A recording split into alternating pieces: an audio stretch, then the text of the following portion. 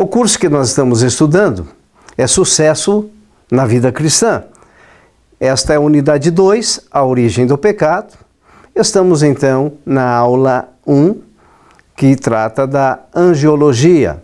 E até agora então nós já vimos sobre a criação dos anjos, e vimos algumas particularidades e o propósito de Deus ao criar os anjos. Nessa segunda parte, então, nós trataremos a questão de algumas expressões bíblicas usadas para se referir aos anjos. Algumas expressões que nós vamos encontrar na Bíblia, então. Então, por exemplo, filhos de Elohim, ou filhos de Deus, não é? Então, você vai encontrar isso em Jó, capítulo 1, versículo 6, e aí mesmo em Jó 2:1. Os filhos de Elohim, referindo-se então aos anjos. Espíritos ministradores, que nós já falamos, mas como sendo uma expressão usada para se referir aos anjos, em Hebreus 1:14.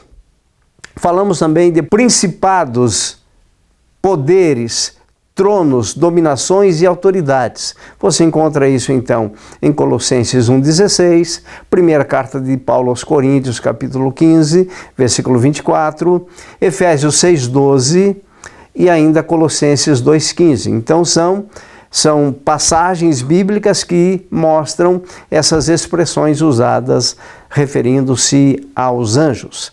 Também arcanjos, você vai observar na primeira carta aos Tessalonicenses 4:16 e Judas 9, que se refere ao arcanjo, no tocar da trombeta do arcanjo, momento em que a igreja então será arrebatada. Os arcanjos, portanto, são fundamentais. Então, os arcanjos são expressões usadas também para se referir a anjos.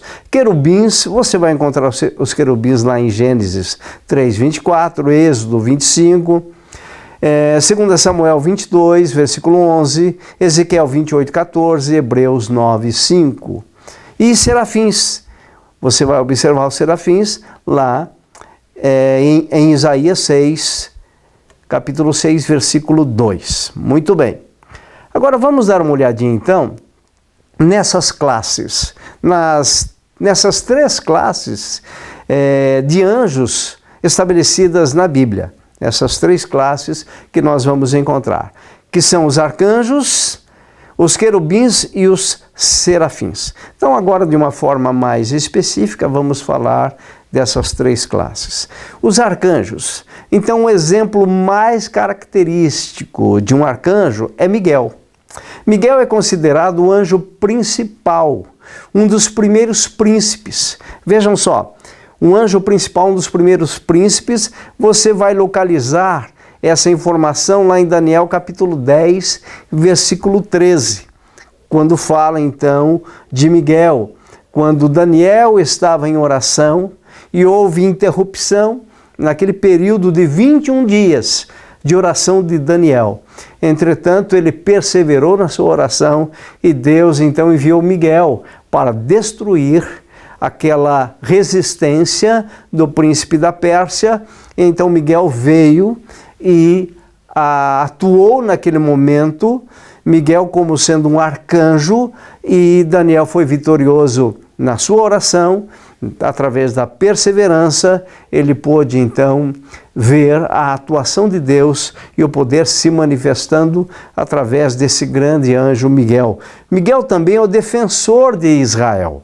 Lá em Daniel 10, versículo 1, ou melhor, lá em Daniel 12, versículo 1, você vai ver a atuação de Miguel como sendo um defensor de Israel, o povo de Deus, e que irá comandar a peleja no céu contra o dragão, lá em Apocalipse, não é? Então, o dragão, se referindo a Satanás, se referindo à serpente, se referindo ao diabo, e na verdade quem vai comandar a peleja contra Satanás, contra o dragão e seus anjos, será Miguel. Então Miguel estará atuando também, ele não só está agindo como defensor de Israel, como no Antigo Testamento, como aquele que estará batalhando pela igreja, povo adquirido de Deus. A Bíblia relata também que a segunda vinda de Jesus será anunciada por um arcanjo, ocasião em que a igreja será arrebatada. Então já falamos sobre isso e você vai encontrar lá em 1 Tessalonicenses, capítulo 4, versículo 16. E se você também der uma olhadinha no sermão escatológico de Jesus, em Mateus 24, em Lucas 11 e em Marcos 13, você vai encontrar a ação do arcanjo no tocar, no soar da trombeta, quando então a igreja será arrebatada.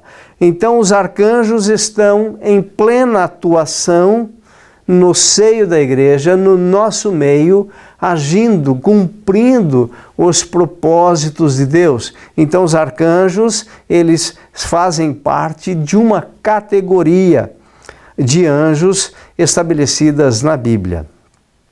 Uma outra categoria são os querubins. Então quem são os querubins? São seres celestiais, ministros da vontade divina. Então são seres celestiais, são seres espirituais, são anjos, portanto, ministros da vontade divina. Em Gênesis capítulo 3, versículo 24, eles são colocados ao oriente do jardim do Éden. Com qual objetivo? Para guardar o caminho da árvore da vida. Então, ali em Gênesis você tem a queda no capítulo 3, a queda do homem, e então o homem é lançado para fora do jardim. Nós vamos estudar melhor esse assunto aqui também, nesta unidade.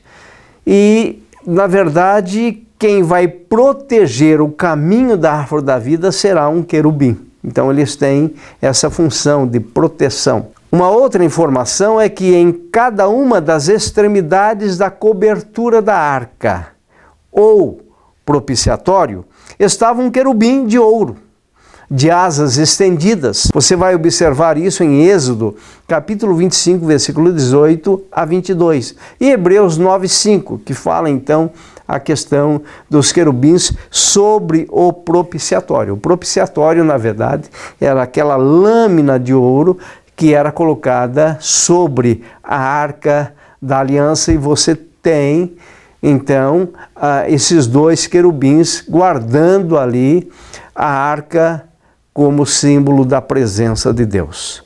E também eles se acham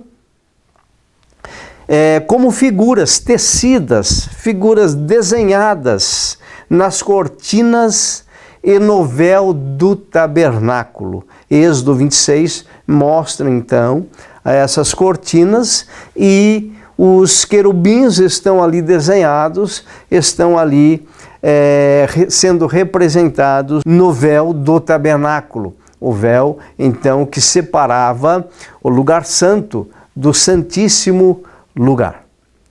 Muito bem, na próxima parte falaremos então dos serafins e daremos continuidade.